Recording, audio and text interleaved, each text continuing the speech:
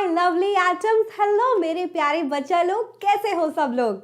I hope all of you doing absolutely amazing. I hope आप सबकी health एकदम बढ़िया है एंड सो एम आई। इसीलिए आपके सामने एक बहुत ही इंपॉर्टेंट सेशन लेके आई हूँ। तो क्या एटम्स आर्मी आप एकदम रेडी हो? जल्दी से मुझे क्विक हाई फाई दे दो। Yes, a quick high five to all of you, क्योंकि आज का सेशन बहुत ज़रूरी है। संडे मसाला। और वो क्या है? जब से सीबीएसई ने नया प्रैक्टिस पेपर रिलीज किया है, एक एडिशनल प्रैक्टिस पेपर रिलीज किया है, बच्चों की थोड़ी नींदें उड़ गई है। बच्चे थोड़े से हैरान परेशान हो गए हैं कि मैम जिंदगी बर्बाद हो गया। वो गाना गाने का मन कर रहा है। जब से प्रैक्टिस पेपर देखा है, लग रहा है पेपर का लेवल अच्छा खासा आया है। और उसको देखने के बाद हमारी दिल की धड़कनें तेज हो गई है, नींदें आनी थोड़ी कम हो गई है और टेंशन, स्ट्रेस, एंजाइटी का लेवल यहाँ आ गया है कि what if, yes what if paper भी ऐसा आया, सीबीएसई ने फाइनल बोर्ड का पेपर भी ऐसा ही सेट किया, तो मैम हमारी सिट्टी बिट्टी गुल हो जाएगी, हम क्या करेंगे। तो सबसे पहले आज मैं अपना जो पेपर आया था, एडिशनल पेपर, प्रैक्टिस पेपर, उसको एनालाइज करके बताऊंगी उसका एक्चुअल में लेवल कैसा था, ताकि आपको अपनी तैयारी का लेवल पता चले और आपको वो सारी इंपॉर्टेंट बातें, टिप्स एंड ट्रिक्स, ताकि आप अपनी तैयारी को बेहतर बना सको और अपनी स्ट्रेस, एंजाइटी को दूर करके अच्छे से प्रिपेयर कर सको एंड 95 प्लस डेफिनेटली ला सको। 100 में से 100 क्यों नहीं, बाय द वे। तो चलिए इस सेशन को मेरे साथ अनुभा गौड़ मैम, आपकी केमिस्ट्री मास्टर टीचर के साथ शुरुआत करते हैं। या बट प्यार बरसाना तो बनता है ना। देखो इतनी खुशी से मैम आपको बताने वाली है, सब चंगा सी बच्चों, हाँ सब चंगा सी। तो प्यार बरसाइए by hitting the like button. दोस्तों के साथ पक्का से शेयर कर दीजिए कि दोस्तों तुम्हारा भी भला हो जाएगा। हाँ, कर भला तो हो भला, कर भला तो हो भला। तो जल्दी से भला करिए और इसको शेयर कर दीजिए दोस्तों के साथ, पक्का पक्का, जल्दी से, देर किस बात की। जल्दी से शेयर कर दीजिए और सब्सक्राइब करना तो बनता है बॉस। यस, जल्दी से सब्सक्राइब भी कर लीजिए। ओके, आप सब लोग मुझे इंस्टा पे फॉलो भी कर सकते हैं। दैट्स माई इंस्टा हैंडल अनुभा_AG_। तो अगले 15 मिनट बहुत ही इंपॉर्टेंट होने वाले हैं। मेरी हर एक बात को ध्यान से सुनना, ठीक है, और उसको याद रखना। सबसे पहली बात, हम बात करेंगे पेपर के लेवल की। आप बताओ डेफिनेटली मैम आप इस वीडियो को ले रहे हैं तो आप हमारे दिल का हाल जानते हैं कि अगर हम प्रैक्टिस पेपर के लेवल का बात करें तो हमें लगता है इधर किधर है। बट क्या सबको लगता है? सबको लगना ज़रूरी नहीं है ना। अब एक टीचर को लग सकता है कि नहीं, डिफ़िकल्ट लेवल पे नहीं था, मॉडरेट लेवल पे था। कुछ इंटेलिजेंट बच्चों को लग सकता है ईजी लेवल पे था। जो ठीक ठाक तैयारी कर रहे हैं उनको लगता है मॉडरेट लेवल पे था। जिनकी तैयारी एकदम वो घिसी पिटी टाइप है, बहुत ही कच्ची है, उनको डिफ़िकल्ट। तो मैं जानना चाहती हूँ, comment section is open, comment करके ज़रूर बताइएगा जो इस वीडियो को देख रहे हैं। हाँ जी, यस, कि पेपर का लेवल डिफ़िकल्ट था आपके हिसाब से, ईजी था कि मॉडरेट था। एज ए टीचर मुझे लगता है कि तीनों का मिक्सचर था, बट हाँ मॉडरेट लेवल पे ज़्यादा था, आसान नहीं था पेपर, है ना। कुछ पार्ट डिफ़िकल्ट था, कुछ ईजी था। अगर मैं आपको परसेंटेज के हिसाब से बताऊं तो मुझे लगता है कि 40% जो क्वेश्चन थे ना, थोड़े डिफ़िकल्ट लेवल पे थे, बाकी 30% मॉडरेट और इजी लेवल पे था। आपको क्या लगता है? ये वाला पेन दिखाई नहीं दे रहा होगा, मैं पेन चेंज कर लेती हूँ। ओके, तो 30% मॉडरेट लेवल पे था, 30% इजी लेवल पे था, 40% डिफिकल्ट लेवल पे था। Specifically talking about the MCQs portion. By the way, कि आप सबने प्रैक्टिस पेपर किया है कि मैं बस हवा में बात कर रही हूँ और आप भी बस हवा में सुन रहे हैं कि मैम अब कर लेंगे? तो प्लीज़ ऐसा मत करना। इस वीडियो के ख़त्म होने के बाद या आई होप इससे पहले आप प्रैक्टिस पेपर को सॉल्व कर चुके होंगे, ताकि आपको उसके एनालाइज करके जो मैं आउटपुट दे रही हूँ वो ज़्यादा समझ में आएगा। इनपुट दे रही हूँ, आउटपुट आपको अप्लाई करनी है, ठीक है। तो पेपर में बेसिकली हमने देखा क्या था कि ये मार्क्स डिस्ट्रीब्यूशन था। अब आप बोलोगे कि मैम जो मार्क्स डिस्ट्रीब्यूशन यहाँ लिखा है, क्या वही मार्क्स डिस्ट्रीब्यूशन पेपर में भी होगा? ज़रूरी नहीं है। सीबीएसई ने सेक्शन लेवल बता दिया है, आई मीन सब्जेक्ट लेवल पे, कि केमिस्ट्री 25 नंबर की आएगी 100 में से, ठीक है। बायो ज़्यादा नंबर की आएगी कंपैरेटिवली, है ना। तो नंबर उतना ही होगा, बट चैप्टर वाइज जो वेटेज है वो चेंज हो सकती है। जो पुराना प्रैक्टिस पेपर था उसमें आपने देखा था कि केमिकल रिएक्शन इक्वेशन 7 नंबर की नहीं आई थी, है ना। मेटल्स नॉन मेटल सबसे ज्यादा नंबर पे तब भी था, and so as carbon compound, but यहाँ पे थोड़ा चेंज हो गया।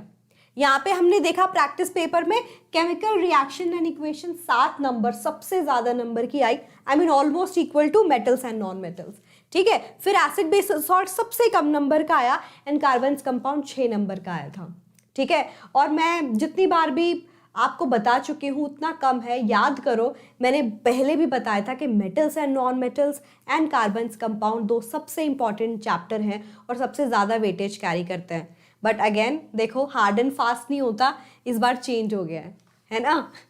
7 नंबर का केमिकल रिएक्शन एंड इक्वेशन आया था, जबकि acid basis salt generally 6 number के आसपास आता है, इस बार कम नंबर का आया था। तो किसी भी टॉपिक को, किसी भी चैप्टर को अदरवाइज नहीं लेना है, ये बिल्कुल नहीं सोचना है कि ये कम इम्पॉर्टेंट है दूसरे से, क्योंकि जब आपने ऐसा अनुमान लगा लिया पेपर में कुछ भी हो सकता है। वो है ना, वो एक मीम भी शेयर किया था हमने कम्युनिटी पेज पे वेदांतु के आप वो 1% सिलेबस छोड़ते हो, आप पेपर जाके देखते हो उसी 1% सिलेबस से काफ़ी सवाल आते हैं, तो ये सब बिल्कुल भी नहीं करना है, ठीक है। अब मैं डिस्ट्रीब्यूशन की बात करती हूँ, चैप्टर वाइज क्वेश्चंस का डिस्ट्रीब्यूशन कैसे कैसे आया था। केमिकल रिएक्शन एंड इक्वेशन जो सबसे ज़्यादा नंबर का था, आपने देखा भी इधर 7 नंबर का था, उसमें से 4 सवाल तो एमसीक्यूज़ के आए थे, और जैसा हमने देखा था मोस्टली एमसीक्यूज़ का लेवल थोड़ा ज़्यादा अच्छा खासा था। And what is the reason behind it, क्योंकि एमसीक्यूज़ आपका स्टूडेंट्स क्या चेक करता है, आप मुझे बताएंगे। एमसीक्यूज़ आपकी ओवरऑल नॉलेज चेक करता है, एमसीक्यूज़ चेक करता है आपकी तैयारी का लेवल, ठीक है, आपकी तैयारी का लेवल एमसीक्यूज़ चेक करता है। क्योंकि बड़े सवालों में आप 90% भी सही लिखोगे तो आपको नंबर मिल जाएंगे, लेकिन एमसीक्यूज़ में थोड़े आप कॉन्सेप्ट से इधर उधर कंफ्यूज हुए, सीधा नंबर गया, है ना। क्योंकि ऑप्शन क्या है, गलत तो गलत, सही तो सही, बीच में कुछ नहीं होता, और वही हमने देखा था, ठीक है। तो इससे हमें सीख क्या मिलती है कि एमसीक्यूज़ पे बहुत ज़्यादा ध्यान देना आप लोगों को। ऑल राइट, तो 3 सवाल हमारे केमिकल रिएक्शन एंड इक्वेशन के एमसीक्यूज के आए थे, और एक असर्शन रीजनिंग वाला जो सवाल था वो भी केमिकल रिएक्शन से आया था। 2 एमसीक्यू एसिड बेसिस सॉल्ट से आए थे, एक मेटल्स नॉन मेटल्स और एक कार्बन कंपाउंड। टोटल एमसीक्यूज 8 आने थे, जैसा कि सैम्पल पेपर में पहले ही बताया गया था, और वो तो है कि टोटल एमसीक्यू कितने आए हैं, 8 आए हैं when I talk about the chemistry portion, ठीक है, वो 8 ही हैं। हो सकता है इस पेपर में जो आपको दिख रहा हो, आपके जो फाइनल पेपर आएगा उससे अलग हो, जरूरी नहीं है कि ये पेपर में जो मार्क्स का डिस्ट्रीब्यूशन है चैप्टर वाइज वो सेम हो, ठीक है। तो कभी भी ये मत सोच के बैठना। ऑल राइट, फिर अगर मैं बात करूं 2 नंबर के सवालों का, तो 2 नंबर का आपका एक सवाल आना है ना, एक सवाल आना है केमिस्ट्री से, और वो सवाल आया हुआ था एसिड बेसिस सॉल्ट से। फिर अगर मैं बात करूं 3 नंबर के आपके कितने सवाल आने थे, 2 सवाल आने थे, और वो 2 सवाल कहाँ कहाँ से आए हैं, 1 केमिकल रिएक्शंस एंड इक्वेशंस, 4 एक नंबर के सवाल आ गए, एक 3 नंबर का सवाल आ गया यहाँ पे, ठीक है, और एक मेटल्स एंड नॉन मेटल्स से आया था। मेटल्स नॉन मेटल्स आप देख ही चुके हो, इस बात को गार्ड बांध लो कि carbon compound, metals non metals हमेशा सबसे ज़्यादा इन्हीं में से एक चैप्टर का वेटेज रहेगा, ठीक है, याद रहेगी ये बात। तो पहली बात तो कंक्लूजन ये, किसी भी चैप्टर एंड टॉपिक को लाइटली नहीं लेना। 5 नंबर का सवाल आया था कार्बन कंपाउंड से। ये तो मैं चीख के बहुत बार बोल चुकी हूँ कि कार्बन कंपाउंड से जनरली जो सवाल आएंगे ना, वो बड़े वाले सवाल आएंगे, 3 नंबर या 5 नंबर वाले सवाल, ठीक है, क्योंकि वो XYZ बेस के सवाल बहुत देता है, आइसोमेरिज्म के बेस पे सवाल, होमोलोगस सीरीज के बेस पे सवाल, केमिकल प्रॉपर्टीज को आइडेंटिफाई करके जो रिएक्शंस होता है उनके बेस पे सवाल। ये कुछ एक ओवरव्यू है जो मैंने देखा और आपको बताया है। तो कार्बन कंपाउंड को पढ़ते वक्त इस बात का ध्यान रखना है। और जो केस बेस्ड सवाल है वो आया है metals and non metals. Metals non metals और केमिकल रिएक्शंस एंड इक्वेशंस हमने देखा सबसे ज्यादा वेटेज रखे हुए था, ठीक है।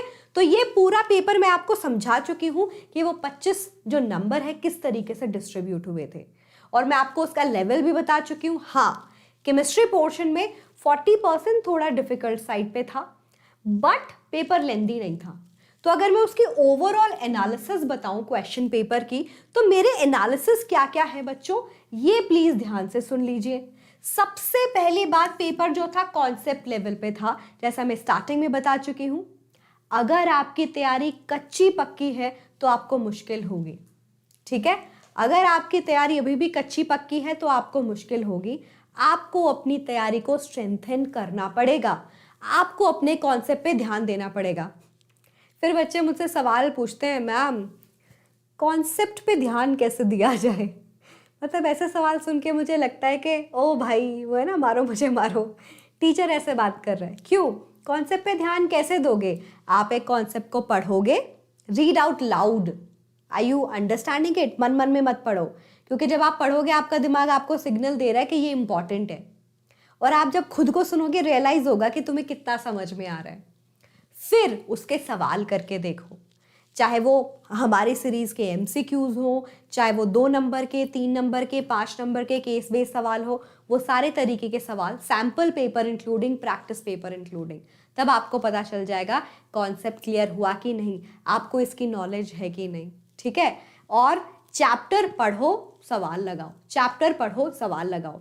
फिर एक सब्जेक्ट पूरा करो, सपोज केमिस्ट्री, फिर पूरे के पूरे केमिस्ट्री का सवाल लगाओ एक साथ, मिक्स सवाल, क्योंकि हमेशा वो एनालॉजी दिमाग में रहती है, इस चैप्टर का सवाल है, इस चैप्टर का है। आपको पेपर तो पूरे लेवल पे देना है ना, चैप्टर वाइज थोड़ी ना देना है, तो इस बात का ध्यान रखना है, ठीक है। केमिकल रिएक्शन के बेस सवाल बहुत आए थे, मतलब मेरा सजेशन यही है कि हर एक केमिकल रिएक्शन को लिख लिख के देखो कम से कम 5 से 6 बार, ठीक है। हर एक केमिकल इक्वेशन, आप चैप्टर 1 पढ़ रहे हो केमिकल रिएक्शन इक्वेशन, NCERT खोलो, जितनी भी सारी इक्वेशन है 5 से 6 बार लिख लिख के देखो, उससे क्या होगा, याद हो जाएगी। लेकिन सिर्फ याद करना मकसद नहीं है, जब भी आप केमिकल रिएक्शन को याद करने के मोटिव से पढ़ोगे ना, जिंदगी बर्बाद ही होगी। लगेगा केमिस्ट्री बहुत टफ है। जब आप लॉजिक लगाओगे, ये ऐसे क्यों आया, ये यहाँ क्यों गया, वहां आपकी जिंदगी आसान हो जाएगी। अब आप खुद चुनो कि आपको अपनी जिंदगी मुश्किल करनी है कि आपको अपनी जिंदगी आसान करनी है। It's all in your hands, या दैट्स ट्रू, ओके। तो केमिस्ट्री पोर्शन जैसे मैंने बताया लेंदी नहीं था, हाँ सवालों का लेवल थोड़ा मॉडरेट और डिफिकल्ट लेवल पे था, ठीक है। फिर हम बात करेंगे कि पर्पस क्या है, ऐसा सैंपल पेपर क्यों सेट किया गया है ना, जानना ये जरूरी है कि मैम CBSE ने तो गुगली फेंक दी, हमारी रात की नींदें उड़ा दी, बट ऐसा किया तो किया क्यों? तो मैं बता दूं ऐसा किया क्यों। CBSE चाहता है कि आप अपने पेपर को सीरियसली लें और अच्छे से प्रिपेयर करें, और आपको एक लेवल दिखा दिया है ताकि आप अपनी प्रिपरेशन को अदरवाइज ना लेके सारे तरीके के सवाल लगा लें। या फिर वो बोलते हैं ना युद्ध से पहले की तैयारी, CBSE चाहता है आप अच्छे से तैयारी कर लो, ठीक है। इसका मतलब ये नहीं है कि पेपर का लेवल सेम आने वाला है, यही तो था, आई मीन टॉपिक तो यही था ना इस सेशन का, कि क्या CBSE अपना पेपर ऐसे ही सेट करेगा, इतना ही डिफिकल्ट लेवल पे आएगा, क्या ऐसे ही सवाल आएंगे, क्या सेम सवाल आएंगे, उतने ही डिफिकल्ट लेवल पे आएंगे, ज़रूरी नहीं है, ठीक है। तो प्लीज़ ध्यान रखिए, इसका मेन मकसद था आपको कंफर्टेबल करना क्वेश्चन के पैटर्न्स और क्वेश्चन के टाइप के साथ, और ताकि आप सारे सिलेबस के हर एक टॉपिक को सीरियसली लें और ये ना सोचे कि ये चैप्टर OP है, ये कम है। कोई भी चैप्टर ज़्यादा वेटेज का कैरी हो सकता है, जैसा हमें पता चला, और to test your understanding. CBSE खुद थोड़ी ना चेक कर रहा है, आपकी अंडरस्टैंडिंग के लिए दिया है, आपके प्रिपरेशन लेवल को चेक करने के लिए दिया है कि बच्चों आपके सामने है, इसी तरीके से कुछ पेपर सेट होता है, अपनी तैयारी को जान लो, प्रिपेयर कर लो, कॉन्सेप्ट्स को सीरियसली ले लो, अच्छे से रिवाइज कर लो। इसका मतलब घबराना बिल्कुल नहीं है। अगर आप घबरा गए वहीं ढेर। क्यों? घबराने से क्या होगा, जो पढ़ा हुआ है वो भी याद नहीं आएगा। आप चाहते हो ऐसा करना? आई एम प्रीटी श्योर आप बिल्कुल नहीं चाहते, क्योंकि आप चाहते हो अच्छे नंबर लेके आना, 100 में से 95 प्लस लाना, 100 में से 100 लाना। तो जो बच्चा घबरा जाता है ना, वो नहीं ला सकता। तो आपको घबराना बिल्कुल नहीं है, कॉन्फिडेंस लेवल अच्छा खासा होना चाहिए। के वो बोलते हैं ना तेरा भाई कर लेगा, मतलब जनरली लड़कियां टॉप करती है वैसे तो वही तेरी बहन, तेरी दोस्त सब कर लेंगे, है ना। चलिए how can student crack this difficulty level, कि चलो मैम पेपर इसी लेवल पे आ भी गया, आपने बोला कि ज़रूरी नहीं है सेम आएगा, आगे पीछे हो सकता है इससे 20 कम हो या इससे 21 हो, वो बोलते हैं ना इससे 20 हो या इससे 21 है, हो सकता है ये अगर 20 है तो पेपर 21 हो सकता है ये 21 है तो पेपर 20 हो। बट एक टीचर के लेवल पे मुझे लगता है कि ये पेपर 21 था और आपका पेपर 20 आएगा। ये एक एनालॉजी है, हिंदी आई गेस आपको समझ आती है, मतलब इसका लेवल से मुझे लगता है पर्सनली एक लेवल पे कम आएगा। बट मेरा काम ये नहीं है, मेरा काम तो आपको और अच्छे से प्रिपेयर करवाने का है, मेरा काम तो आपके कॉन्फिडेंस को यहाँ पे रख के ये बताने का है कि तुम्हारी प्रिपरेशन लेवल में कोई कमी नहीं रहनी चाहिए। तो तुम्हारी प्रिपरेशन लेवल में कोई कमी नहीं रहनी चाहिए। हम सारे इंपॉर्टेंट 50 सवाल 100 सवाल वाली सीरीज आने वाली है, MCQ, assertion reasoning, practice paper, sample papers, 2 number के सवाल, 3 नंबर के सवाल, केस बेस्ड, व्हाट नॉट, सब करा रहे हैं। आपका काम क्या है? सिर्फ पढ़ना, टेंशन लेना नहीं है। पढ़ाई करोगे स्ट्रेस भूल जाओ, आसपास भी नहीं लेके आना, ठीक है। तो अगर आपको इसी डिफिकल्टी लेवल के हिसाब से प्रिपेयर करना है, so you have to make sure कि आप अपने कॉन्सेप्ट के डेप्थ में जाओ, ठीक है। आप अपने कॉन्सेप्ट के डेप्थ में जाओ और प्रैक्टिस करो जितना ज़्यादा हो सके। सारी की सारी केमिकल रिएक्शंस को कम से कम 5 से 6 बार लिख के देखो जब भी आप उस पर्टिकुलर टॉपिक को पढ़ रहे हैं। Am I making sense? Your students please let me know, am I making sense? कि उस तैयारी के लिए कॉन्सेप्ट के अच्छे लेवल पे जाना है, हॉट्स लेवल के सवाल भी लगा लो, हो सके तो आप प्रो बन गए। लेकिन अगर आपकी तैयारी का लेवल ही 20% है तो हॉट्स तक मत पहुंचो। आप ये समझो आपका एम है कि आपके NCERT और स्कूल के टीचर्स ने हमने जो नोट्स बनवाए हैं उनसे आप अच्छे से पढ़ाई करके सारे इंपॉर्टेंट सवाल वाली सीरीज देख लो। आप उतना भी कर लो, आपका भला हो जाएगा। सो 2 लेवल ऑफ स्टूडेंट्स हैं, मैंने दोनों के लिए बता दिया क्या करना है। तैयारी का लेवल अच्छा है और अच्छा बनाओ, सारे जितने सवाल हो सके लगा के, हॉर्स लेवल के सवाल लगा के। तैयारी का लेवल ओके है तो आप अपने नोट्स और सारी सीरीज पे स्टिक करो, दैट्स इट। 10 जगह जाओगे, बोलते ना 2 नाव में सवारी करोगे तो डूबेगी, उसी तरीके से 10 जगह से पढ़ने की कोशिश करोगे, 10 किताबें खोलोगे, 10 चैनल खोलोगे, सिर्फ कंफ्यूज होगे, हाथ कुछ नहीं आएगा, है ना। तो ऐसा बिल्कुल भी नहीं करना है, राइट। तो आप बताइए अब आपका कॉन्फिडेंस लेवल कितना है बच्चों? अब बताइए आपका कॉन्फिडेंस लेवल कितना कितना कितना अच्छा हो गया है? हाँ, इंसाइट्स मिले? आई होप इंसाइट्स मिले होंगे। मैं आप सब लोगों के लिए कंक्लूड भी कर देती हूँ आज के सेशन का मकसद क्या था, आपको ये बताना कि जहाँ तक बात हुई प्रैक्टिस पेपर की, उसका level was moderate to hard. क्या पेपर उसी लेवल का आएगा?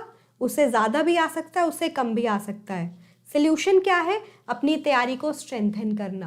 कैसे करना? अच्छी प्रैक्टिस करके, अच्छे लेवल के सवाल लगा के, सारी जो हम सीरीज करा रहे हैं उन सीरीज को फॉलो करके, इस चैनल को फॉलो करके, अपने टेंशन लेवल को कम करके, स्ट्रेस बिल्कुल ना लेके, सिर्फ पढ़ाई करके। आपके लेवल का जो आपका सारा स्ट्रेस है वो हमने ले लिया है। वो बोलते हैं ना, अपनी सारी परेशानियां हमें दे दो और सिर्फ पढ़ाई पे फोकस करो, ठीक है, और सारी सीरीज फॉलो करो। और मेरी गारंटी है अगर आप ऐसा कर रहे हो तो आपका पेपर अच्छा जाएगा फॉर श्योर। पूरे अच्छे से नींद लो, नींद मत भगाओ। कोई भी चीज़ दुनिया में इतनी इंपॉर्टेंट नहीं है आप अपनी नींद सैक्रिफाइस कर दो, भगा दो, ठीक है। अच्छी नींद लोगे, अगले दिन फ्रेश उठोगे और आपसे वो जो प्रॉब्लम थी ना उसका हल निकालना आप लोगों के लिए ईजी आ जाएगा, क्योंकि दिमाग ज़्यादा चलेगा। तो आप सोचो, नहीं सोओगे दिमाग नहीं चलेगा, कुछ सोल्यूशन नहीं निकलेगा, कुछ हल नहीं निकलेगा। तो अब आपके सामने है, ये मेरा फंडा है, मेरी एनालॉजी है, फॉलो करती हूँ, आप लोग भी फॉलो करिए। खुश रहेंगे, अच्छा करेंगे, 95+ ज़रूर लेके आएंगे। इस वीडियो में मुझे ज़रूर बताना कमेंट करके कि आपको कैसा लगा, और मुझे लिखना है ये कि यस मैम 95+ पक्का, यस मैम 95+ पक्का। और आपको पेपर का लेवल कैसा लगा था ये भी बताना। आपकी तैयारी के लिए ऑल द वेरी बेस्ट, हम सब लोग आपके साथ हैं। तो इसी तरीके से प्यार बरसाते रहिएगा। Don't forget to like, share and subscribe. See you next